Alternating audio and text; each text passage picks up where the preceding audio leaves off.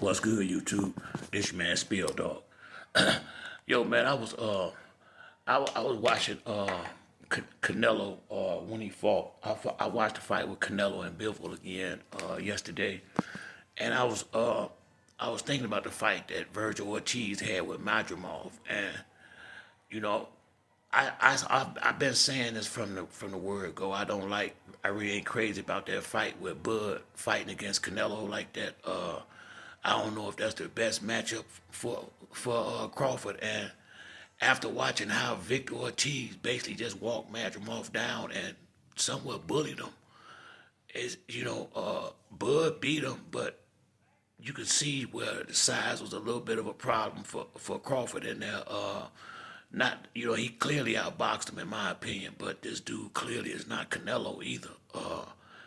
And I just, is, I, you know, now I did watch Bud fight Spence the other day, and I will say this: when Bud is on like he was that night, that jab, that right jab is equivalent to a power punch. I mean, that right jab coming fast and hard, and he didn't use his footwork against Earl Spence, but he got great footwork. Crawford do.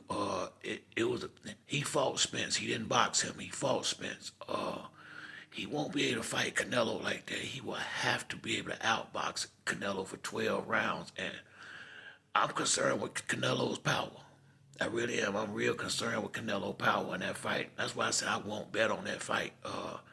I'm concerned with Canelo's power in that fight, and I think Canelo is a better boxer than Earl Spence was all around. I think Spence was good at when he was at welterweight was one. He was a big welterweight, so he was bigger than most of the guys. Naturally bigger and stronger than most of the guys. And Spence had a high work rate where he throwing 100 punches, 75 to 100 punches every single round. So he was breaking people down with accumulation. But I think over the years of him fighting once in a year, once every other year, he lost a lot of that, a lot of his durability and his physical, just physical dominance.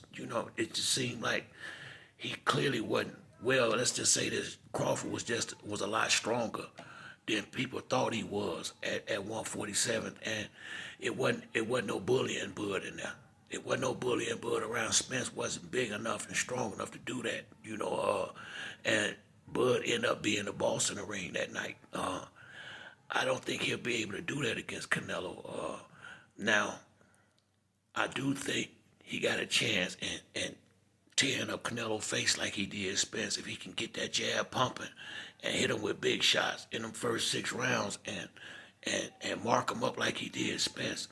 That would go a long way towards him getting a victory in that fight. But that's a fight that I'm gonna enjoy as a fan to watch it. But I can't say, Crawford he shouldn't be the favorite in that fight. He was the favorite against Earl Spence. He was the favorite against Madrimov.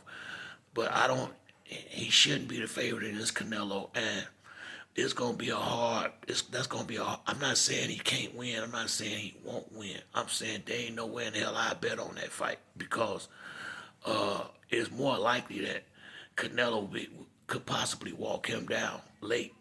If now another good thing that goes in Crawford's advantage is Canelo is one of them guys like Oscar De La Hoya was, who seem to be mentally fatigued when they get to the 11th and 12th round. So I have seen Canelo get tired in that before. But he's an excellent boxer. He like Benavidez. He know how to cut the ring off, and he take a great punch. But you know what? That's what boxing is missing. Guys that really step up to the plate and dare themselves to be great like that. That's really what the essence of this thing is all about. So for me, like I said, I think Crawford got a good chance to win. I do think he got a chance to win, but I think rightfully so, Canelo is the favorite. And if Canelo win, it ain't that won't be a surprise. You know what I mean? He should win. He's the bigger, stronger, more experienced fighter.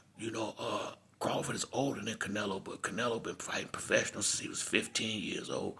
The man got about 70 fights.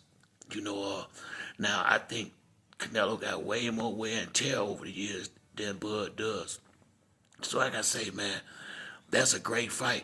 But if I would be lying if I didn't say that watching that fight with Madrimov and Virgil Ortiz over the weekend didn't put a little different spin on that fight, on the Canelo Alvarez Terrence Crawford fight for me, and it just lets me know Bud got to be, as long as his legs is firing good and he can stay away and he's strong enough to tie Canelo up like he did Earl when they would get in the corners and get on the ropes. If he can do that, he can eke one out, but he got to be strong enough to be able to hold Canelo when he get him on the ropes and the corners, and he cannot stand in front of him and fight.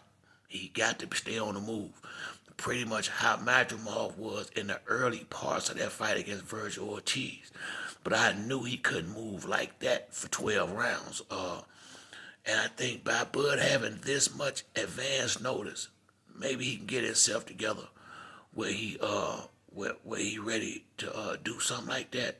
But it just, watching Virgil Ortiz fall Madrimov made me know that's gonna be that's gonna be a real hard fight for Canelo.